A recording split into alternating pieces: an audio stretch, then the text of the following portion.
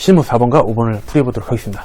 일단 실무 4번은 결산 문제로서 초반에는 수등결산이 나오죠. 그래서 일반 적표 입력에 입력해주시면 되고 후반으로 갈수록 자동결산이 나오니까 그거는 결산자료 입력 메뉴에 입력해주시면 되겠습니다. 첫 번째 문제, 아래의 자료를 이용하여 정기예금 및 단기분 경과이자에 대한 회계 처리를 겁나 하시오. 단 월할 계산하시오. 12분의 월수라는 것이죠.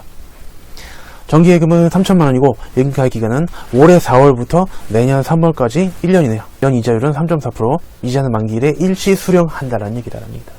이런 식으로 예금 가입 기간 뭐 이런 식으로 보험료도 마찬가지예요. 기간이 나왔다. 그러면 두 개가 문제야. 자, 두 개가 문제는 이연과 발생이 있는데 이연은 돈 먼저 주고받은 거, 발생은 돈 나중에 돈 주고받을 거. 지금 같은 경우는 이자는 만기일에 일시 수령한다. 나중에 받는다는 뜻이죠. 그래서 발생 회계 처리도 있고요. 자, 미수수익이나 미지급 비용이 발생이 되어 있습니다. 돈 나중에 받을 거지만 올해 기간기간 이자는 발생한 거예요. 그래서 대변의 이자수익, 차변에 미수수익이 발생하게 되는데, 자, 이자 계산하는 요령은 원금 곱하기 연 이자율 곱하기 1할이나 월할 하시면 되는데 지금은 월할이죠. 그래서 원금 3천만원 곱하기 연 이자율 3.4%를 해주신 다음에 곱하기 올해 해당되는 부분 4월부터 12월까지니까 12분의 9를 해주시면 되겠다라는 얘기다.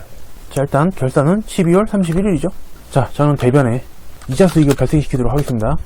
자, 금액은 76만 5천원이죠. 76만 5천원. 이렇게. 자, 그렇지만 차변에 아직 받지 못했다. 이렇게 미수수익 잡아주시면 되겠다는 얘기다. 자, 다음 두 번째 문제. 일반 기업 기준에 따라 2024년 말 현재 보유 중인 매도가능 증권에 대하여 결산일에 적절한 회계 처리를 겁나게 하시오. 매도가능 증권은 비유동자 자산 맞죠? 투자 자산이니까 2023년 회계 처리는 겁나 적절하게 되었다. 자, 보니까 작년에 2023년에 500만원을 취득을 했고요. 기말에 공정가치가 주어졌다는 얘기는 바로 평가를 했다는 것이죠. 자, 600만원으로 평가를 한 것이죠. 사실 따로 분개 안 해도 되지만 그냥 보여드리자면 매도가능 증권 100만원만큼 늘었죠. 그 다음에 매도가능 증권 평가이익이 100만원, 기타 포괄 소득이 누계액이죠. 걔가 100만원만큼 대변에 잡힌 것이다라는 얘기다. 그 다음에 뭐 팔지도 않았어요. 그대로 올해로 넘어왔는데 올해 말 공정가치가 480만원으로 겁나 폭락을 했다라는 얘기다라는 얘기다. 자, 그러면은 작년 600만원에 비해서 120만원만큼 떨어졌죠. 그럼 대변에 매도가능 증권 120만원 감소를 시켜줘요. 자, 여기 밑에다가 자, 대변에다가 매도가능 증권 비유동 자산이기 때문에 밑에 있는 거를 골라주셔야 되는 거예요. 투자 자산이에요. 자, 금액은 겁나 120만원만큼 떨어졌다는 얘기다. 120만원만큼 자산을 먼저 감소시켜줄게요. 그 다음에 120만원 떨어졌으니까 원래는 매도가능 증권 평가 손실이 120만원 와야 되는데, 자, 기타 포괄 소득이 누계이기 때문에 얘네들은 우선상계 관계가 있죠. 과거에 대변에 분기되어 있던 자, 매도가능 증권 평가 이익을 자, 100만원씩 차변으로 먼저 패 죽이는 것이다라는 얘기다. 자, 그래서 100만원만큼 먼저 감소를 시킨 다음에 나머지 금액만 매도가능 증권 평가 손실이 되는 것이다. 진짜로 그러냐? 진짜로 그렇다는 얘기다. 자, 다음 3번 문제. 2024년 올해 11월 중 캐나다 JF사에 수출한 외상매출금 채권 10만 달러는 내년 1월 15일에 외화 통장으로 회수할 예정이며 일자별 기준 환율은 다음과 같다는 얘기다. 뭐 회사지는 말든지 그건 지금 문제가 아니라 기말이 환산하는 것이죠. 자, 수출 신고일의 환율을 갖다 버리시고 여기 환율 적용은 원칙적으로 선적일이죠. 그래서 10만 달러 곱하기 920원 해주시면은 9,200만원이죠. 결산일 환율인 950원으로 겁나 적용해보면은 9,500만원이 돼요. 따라서 올해 받을 돈이 9,200이었는데 환율 때문에 9,500이 된 것이죠. 자, 저는 자산을 먼저 분기를 해요. 항상 자산부채. 그래서 외상매출금이 저 차변에 겁나 분기가 되는 것이다라는 얘기죠. 자, 거래처는 JF 이렇게. 자, 금액은 300만원만큼 땡큐죠? 300만원만큼. 이렇게. 여러분들 자산부채를 먼저 분기하면은, 비는 곳은 수익자리면은 외화 환산이익이고, 비용자리면은 외화 환산 손실이요. 지금은 수익자리 기표죠? 그리고 대변에 외화 환산 이익이 겁나 되겠다라는 얘기다. 그리고 다음 4번 문제. 자, 기존의 입력 데이터는 개무시하고 2023년 2기 확정 10월부터 12월까지의 부가치세 관련된 내용은 다음과 같다.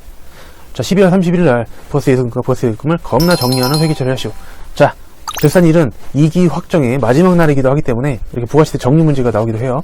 단 납부세액 또는 환급세액은 미지급세금 또는 미소금으로, 경감세액은 자비익으로, 가산세는 세금과 판관비 800번대로 겁나 회계 처리한다. 저는 정리를 크로스라고 항상 말씀드리는데요. 내가 2기 확정 3개월 동안 뭔가를 계속 팔면서 부가세 예수금이 계속 대변에 팔 때마다 얼마씩 이렇게 분기가 돼요. 그걸 모아놓으니까 824만원인 거고요. 그 다음에 내가 뭔가 사올 때마다 부가세 대금을 차변에 분기하는데 그걸 다 3개월치 모아보니까 640만원인 것이죠. 크로스 싹 다 패 죽이는 것이다 라는 얘기다. 자, 그래서 팔 때마다 대변에 분기했던 부가세 예수금을 차변으로 자 끌고 와서 갖다 패 죽이는 것이고요. 자, 금액은 824만원이죠. 그 다음에 살 때마다 대변에 분기했던 부가세 대금은 얘를 대변으로 분기해서 겁나 패 죽이는 것이다 라는 얘기다. 자, 금액은 640만원. 이렇게. 그 다음에 전자신고 세공제 되도 않는 거 그냥 자비익이에요. 자, 대변에 자, 금액은 겁나 만원이죠. 이렇게. 그 다음에 생계나서 지원받을 가산세 84,000원 맞았다는 얘기다. 가산세는 생활공과 즉 비용 800번대로 한다. 차변에 세금과 원가. 자, 이렇게 해서 제일 밑에는 800번대로 겁나 골라주시고요. 금액은 84,000원. 자, 요래요래 와가지고 84,000원이 아닐 수가 없겠다라는 얘기다. 배차가 안 맞죠? 지금 대변이 부족해요. 그래서 자산인 미수금이나 부채인 미지급 세금을 해야 되는데 부채 자료에 비었죠? 자, 미지급 세금 대변에 이렇게 미지급 세금으로 겁나 분개해주면 되는 것이다라는 얘기다. 자, 다음은 문제 5번인데요. 지금 무형자산 영업권 어쩌고저쩌고 뭐 상각 얘기하는 거 보니까 자동결산이죠. 결산이 현재 무형자산이 영업권의 정기말 상각 후에 미상각 잔액은 2억원으로, 이 여건은 작년 1월 초에 2억 5천만원에 겁나 취득할 것이다. 이에 대한 회계처리를 하시 다음 회사는 무형자산에 대하여 5년간 월할 균등 상각하고 있으며 상각 기간 계산 시 1월 미만은 겁나 1월로 간주한다는 얘기다. 자, 일단 날짜는 엔터로 넘기세요. 그럼 1월부터 12월까지. 자, 그 다음에 쭉 밑으로 내려가다 보면은 자, 판관비 쪽에 자, 무형자산 상각표 있죠. 자, 바로 여기다가 이제 상각되는 금액 올해분을 입력하시면 되는데, 지금 같은 경우는 작년 초에 2억 5천만원 취득했다라고 해서 조금 쉽게 풀이할 수 있도록 문제가 나오는데, 자, 취득가액이 안 나와 있을 때 어떻게 할 것이냐, 제가 풀이 요령을 알려드리도록 하겠습니다. 자, 일단 월할 균등 상각한다라는 말은 정액법으로 한다는 뜻이에요. 이렇게 일직선을 지금 상각을 하는 중인데, 자, 미상각 잔액이 주어졌죠. 자, 2억 5천만원 취득가액이 모른다고 칠게요. 자, 지금 미상각 잔액만큼 2억원이 남아있는데 지금 당장 2억원에 취득한 것으로 겁나게 가정하면 돼요. 작년 초에 사왔으니까 1년 썼죠. 자, 과거에 연연하지 말자. 개무시한 다음에 남은 4년만큼만 잘 상각을 하면 되는 것이다 라는 얘기다. 취득가액이 2억원이고요 무형자산 잔존가액은 없는 것을 원칙으로 하니까 잔존가액 빵 빼주고, 그 다음에 내용연수 4년으로 겁나 나눠주면 올해 영업권을 상각하는 금액은 5천만원이라는 것을 알 수가 있겠다는 얘기다. 자, 여기다가 5천만원 이렇게 입력을 해주시고, 그 다음에 그냥 끝내면 안되죠. F3 전표 추가하면 끝. 요렇게 끝. 됐죠. 자, 다음은 문제 5번인데요 2024년 귀속 원천 취소 관련된 다음의 물음에 답하시오. 자, 총 15점으로서 5점짜리 1개랑 10점짜리 1개, 이렇게 두 문제로 일반적으로 구성이 됩니다. 자, 첫 번째 문제, 다음 자료를 이용하여 2024년 5월 귀속 원천 취소 이행사항 신고서를 겁나 작성하시오. 단 아래 주어진 자료만을 이용하여 원천 취소 이행사항서를 직접 작성하고. 글쎄요, 저는 직접 작성하는 거는 못 본 것 같은데, 급여자료 입력 메뉴에서 불러온 자료는 겁나 개무시할 것. 일반적으로는 급여자료 입력 메뉴를 먼저 작성을 하고, 그 다음에 원천취소 이행사항 신고서에 가가지고 전원 미환급수액만 입력하면 되는 그런 문제가 출제됐었는데요, 약간 좀 살짝 특이하게 문제를 낸 것 같아요. 자, 보시면은 일단 사원 2명이죠. 김성현 씨랑 서진 씨. 자, 2명에 대한 급여 대장이 나와 있는데요. 급여 쫄병? 아니, 급여 대장. 자, 5월 귀속이니까 5월달에 일한 것이고, 표 왼쪽에 보시면 지급일자는 6월로 돼 있죠. 그래서 5월달에 일하고 6월달에 돈을 받은 것이다. 그리고 급여 지급이 다음 달 10일까지 해야 되니까 이 원천징수 이행사항 신고서는 7월 10일까지 작성을 해서 겁나 신고를 해야 되는 것이다라는 얘기다. 자, 하단을 보시면 이 급여액 중 식대 및 자가용보조금은 비과세권을 겁나 충족한다라는 얘기다라는 얘기다. 자, 5월 기속 급여 지급일은 2024년 6월 5일이고요. 자, 서준이라는 사람은 중도에 때려친 거죠. 네, 마음에 안 들면 때려치는 거죠. 자, 2024년 5월 31일까지 근무 중도 퇴사했다. 2024년 1월부터 4월까지 총 지급액은 1,200만원이라고 겁나 가정하겠다. 소득세 및 C방소득세는 중퇴사자 정산이 반영된 내역이며 월번 급여에 대해서는 원천 인수하지 않았다라는 얘기다. 중간에 관두게 되면은 그 관둔날 기준으로 연말정산을 해요. 아무튼 그걸 했다는 뜻이고요. 자, 일단은 딱 3가지만 기억하시면 돼요. 자, 일단 요 첫 번째 칸에는 그달에 지급한 전체 급여를 입력하는 거예요. 그래서 계속 근무자든지 중도 퇴사자든지 상관없어요. 그냥 그달에 지급한 급여를 다 때려 넣으면 된다라는 얘기다. 자, 두 번째로 한 가지 유의할 점은, 자, 우리 제출비과세랑 미제출비과세라는 게 따로 있거든요. 자, 우리 근로소득 비과세 있잖아요. 뭐 식대라든지 자금전 보조금이라든지 뭐 생산직 연 240만원, 뭐 6세 이하 자녀에 대해서 뭐 육아수당 뭐 그런 게 있는데, 제출비과세는 이 원천징수 이행사항 신고서에 그 금액을 포함하라는 뜻이고요. 그 다음에 미제출은 원천징수 신고서에 들어오지 말란 뜻이에요. 근데 우리는 딱 하나만 기억하시면 돼요. 원래 과거에는 식대랑 자가운전 보조금이 미제출이었는데 지금은 식대 빠지고 자가운전 보조금만 미제출이기 때문에 걔만 금액 빼고 여기다가 전체 비과세 포함해서 입력하면 되겠다라는 얘기다라는 얘기다. 지금 그래서 두 사람 지급 합계는 620만원인데 거기서 미제출 비과세인 자가운전 보조금 빠져, 이런 것이죠. 첫 번째 칸에는 모든 근무자에 대한 620만원 급여에서 미제출 비과세 자가운전 보조금 20만원 있죠. 그거 빼고 600만원만 겁나 입력하면 되는 것이다 라는 얘기다. 그 다음에 그 밑에 보시면은 중도 퇴사자. 자, 이 사람은 중간에 관둔 거죠, 말 그대로. 자, 이 칸에는 요번 달 것만 아니라 이 사람이 입사한 날 혹은 1월 1일부터 요번에 퇴직시까지 받은 모든 급여를 역시 여기다가 다 때려 넣는 것이다 라는 얘기다. 아마도 이번 연도에 받은 거 여기다 다 넣는 거예요, 퇴직한 사람은. 그 그 다음에 소득세. 자, 이거는 계속근무자는 간이세 칸에다가 중도퇴사자는 중도퇴사한 날 기준으로 연말정산 한다 그랬죠.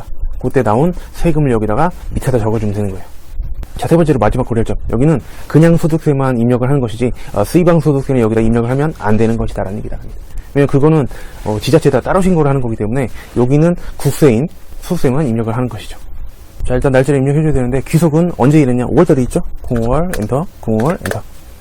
그 다음에 지급은 6월 5일이니까 6월이죠? 06월 엔터, 06월 엔터. 이런 식으로. 자, A1의 간이세액. 그달에 지급한 모든 급여를 다 넣는데 계속근무자랑 중도퇴사자 다 합쳐서 근데 미제출 비과세만 빼고 그래서 전체 금액 620만원에서 작업보조금 20만원 빼고 600만원만 겁나 적으면 되겠다라는 얘기다. 일단 인원 2명이죠? 그 다음에 600만원 이렇게. 소득세는 좀 이따 적을게요. 자, 중도퇴사자 서진씨. 자, 인원 1명이죠? 중도퇴사자는 입사일도는 1월 1일부터 어쨌든 올해 이 사람이 받은 돈을 다 때려 넣는 거니까 1월부터 4월까지 1200만원 더하기 요번 달 320만원 더하면은 1520만원이죠. 이렇게. 자, 그 다음에 소득세인데 소득세는 이거는 계속근무자 것만 기록하는 거예요. 그래서 9만원 이렇게. 자, C방 소득세는 소득세 10%인데 걔는 여기는 입력하지 않는 거고요. 자, 중도퇴사자는 서준씨인데 서준씨가 퇴직하면서 마지막 날짜로 연말정산을 하는데 그때 세금이 마이너스로 20만원 거시기가 된 것이다 라는 얘기다. 그래서 마이너스 20만원 이렇게 해주면 된다라는 얘기다. 됐죠? 그 다음에 두 번째 문제는 보통 10초짜리 연말정산 추가자료 입력 메뉴가 나오죠.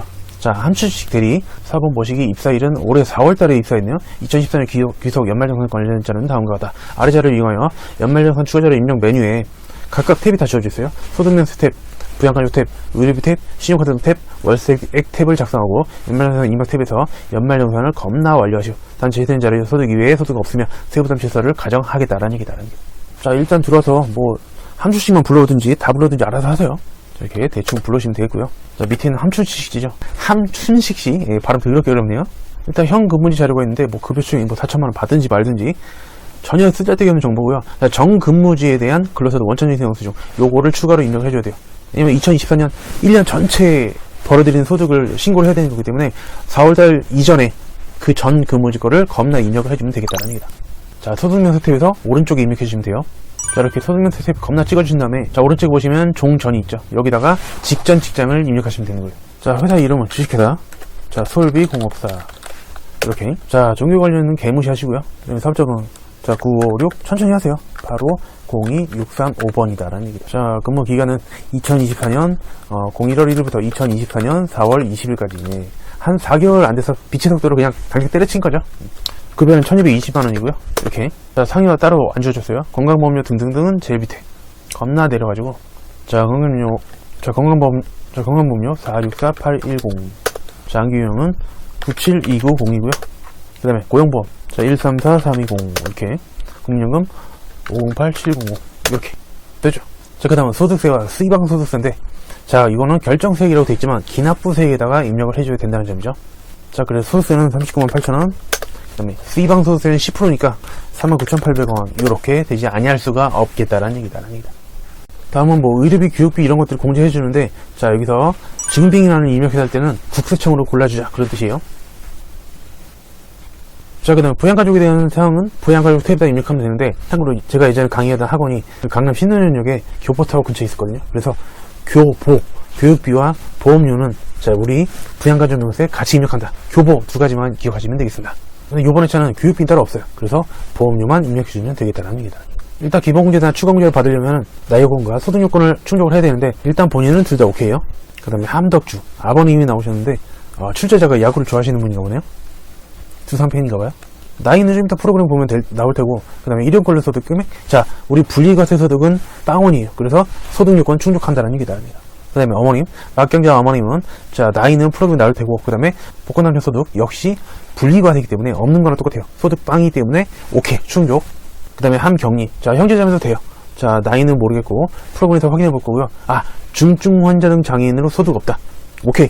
배우자랑 장애인은 나이를 안 따지기 때문에 나이 오케이. 그 다음에 소득 없으니까 소득 오케이. 자, 우리 누나도 입력을 해주면 되겠다는 얘기다.